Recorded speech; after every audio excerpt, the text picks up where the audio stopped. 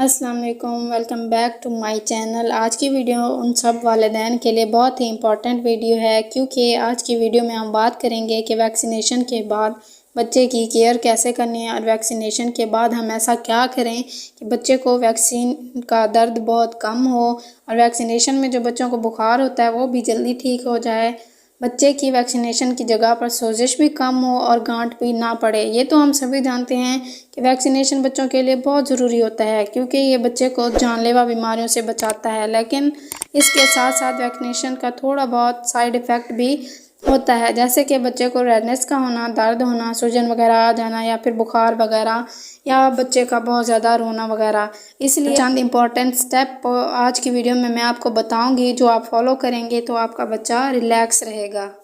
Video کو آپ نے پورا دیکھنا ہے، اور کیونکہ ویڈیو کے اینڈ میں بتاؤں گی بہت ہی امپورٹنٹ پوائنٹ جو ویکسینیشن کے بعد آپ نے لازمی فالو کرنا ہے۔ تو دوستو شروع کرتے ہیں یہ ویڈیو۔ فرسٹ پوائنٹ بہت ہی امپورٹنٹ پوائنٹ ہے کہ جب بھی آپ بچے کو ویکسینیشن کے لیے لے کر جائیں تو اس بات کا خاص خیال رکھیں کہ بچہ آدھے گھنٹے سے زیادہ بھوکا نہ ہو، یعنی کہ آدھا گھنٹہ پہلے بچے نے فیڈ لیا ہو۔ اگر بچہ سالڈ کھاتا ہے تو اسے سالڈ کھلائیے، اگر بچہ فیڈر پیتا ہے تو ہاسپٹل جاتے وقت فیڈر بھی ساتھ لے، یا پھر اگر بچہ بریسٹ فیڈ کرتا ہے بریسٹ فیڈ ضرور کرائیے، کیونکہ بعض اوقات ڈاکٹر کہتے ہیں کہ ویکسینیشن کے بعد آدھے گھنٹے تک بچے کو کچھ بھی کھلانا پلانا نہیں ہے، تو اسی وجہ سے اگر بچہ پہلے ہی بھوکا ہوگا تو وہ بہت زیادہ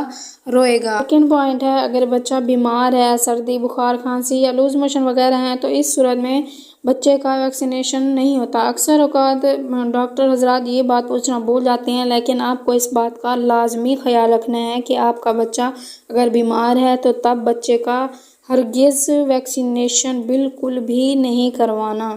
تھرڈ پوائنٹ ہے، کچھ ویکسینیشن میں بچے کو بہت زیادہ درد ہوتا ہے اور بہت زیادہ بخار آنے کے چانسز ہوتے ہیں، لیکن کچھ ویکسین میں ایسا نہیں ہوتا۔ تو ڈاکٹر سے ضرور پوچھ لینا چاہیے کہ اس ٹیکے کے بعد بچے کو فیور آ سکتا ہے یا نہیں، بچے کو درد یا سوزش وغیرہ ہوگی یا نہیں، تو اسی حساب سے پھر آپ نے بچے کو پیراسیٹامول دینی ہے، یا پھر ڈاکٹر سے کوئی اور سیرپ وغیرہ لکھوا لیجئے۔ نیکسٹ پوائنٹ بہت ہی امپورٹنٹ پوائنٹ ہے کہ جب بچے کی ویکسینیشن ہو تو گھر پر آ کر ویکسینیشن والی جگہ پر برف سے بچے کی سیکائی ضرور کرنی ہے، اور ڈائریکٹ برف سے سیکائی نہیں کرنی، بلکہ کاٹن کا کپڑا لے کر 2 سے 3 منٹ تک سیکائی کر لینے، یا پھر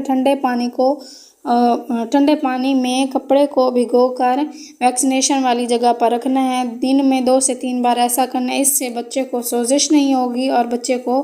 گانٹ بننے کے چانسز بھی کم ہو جائیں گے۔